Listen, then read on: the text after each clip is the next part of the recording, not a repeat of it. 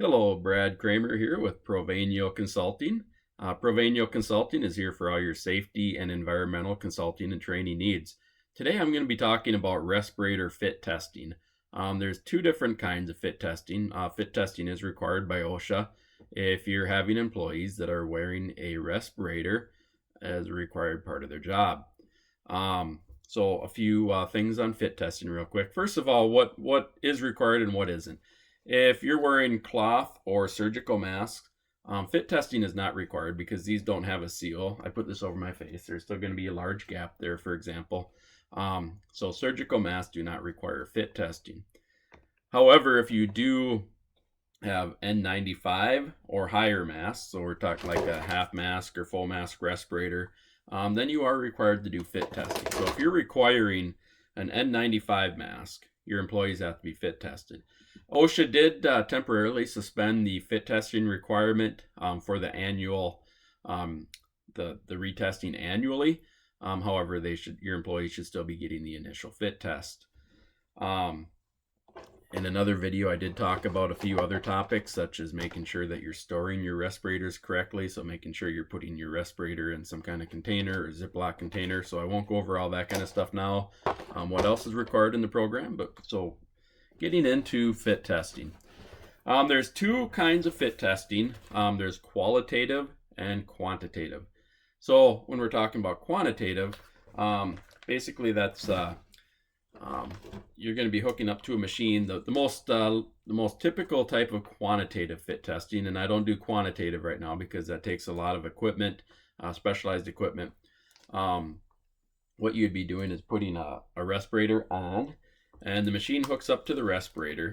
Basically, it connects to where the filter would go, and it's going to put the face piece under a vacuum. The user holds their breath, and the machine measures how much vacuum is lost. So if I had my respirator on, it's measuring and it's losing pressure. It knows that there's a leak somewhere, so it can quantitate that, right? It can give it a numerical value and actually guarantee that it's got that seal. That's why it's called quantitative fit testing. Now, quantitative fit testing is going to be required if you're sending somebody into an immediately dangerous to life and health IDLH atmosphere. So, for example, I'm a firefighter. When I go into a burning building, that's an IDLH atmosphere. So, as a firefighter, I'm required to have quantitative fit testing, and I do that every year. So, getting into qualitative fit testing, what I do is this is one of the several types of qualitative fit testing, probably the most prominent. I have a hood that goes over the person's head. So as you can see, it's got, it's pretty similar to like a level D suit, hazmat, or level A hazmat suit. Goes over their head, and they would be wearing their respirator while they're in here. All right, so they put their respirator on. So I'm going to put my N95 mask on and show you real quick here. So my mask would be on. Snap it down above my nose. I'd do my quick fit test. All right, and then I would put the hood over my head, and I would be using Bitrix. All right, so I have a sprayer, and I don't have this filled with Bitrix right now, but basically I put this in here, and I would spray. All right.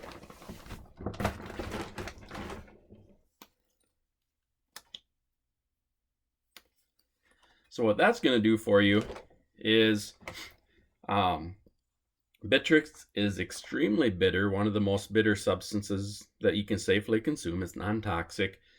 And what would happen is if I spray this in there and you have any kind of leak around the seal, what's going to happen is you're going to taste it, all right? It's when you taste it for sure.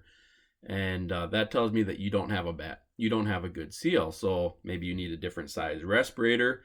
Maybe you have facial features that aren't going to work with a respirator, such as maybe a real strong crease, or if you have facial hair or something like that that's not letting it seal. All right, it's called qualitative because it depends on the user to tell you what they taste, right? So hypothetically, I might taste it, but I might say, nope, I don't taste it, right? So there is a little bit of subjectivity there.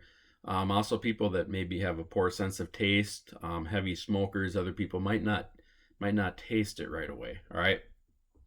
So as part of that, I also um, spray in there when they're doing the fit test. Prior to putting on a respirator, I'm going to make sure they can actually taste Bitrix. All right, so that's part of the test as well. So, if you need a respirator fit test, qualitative fit testing, I'm happy to do that for you. Reach out to provanioconsulting.com. That's www.provenio consulting consulting.com. So go to my website. I'm happy to email me, call me, however you want to connect with me on Facebook, YouTube, whatever.